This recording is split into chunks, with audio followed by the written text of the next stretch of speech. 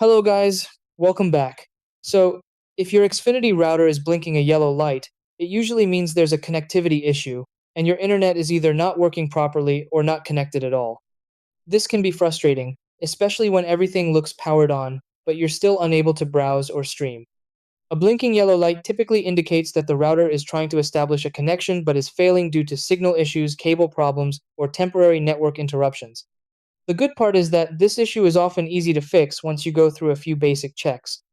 So, I'll guide you through the exact steps to fix the blinking yellow light on your Xfinity router and restore your internet connection. Try these.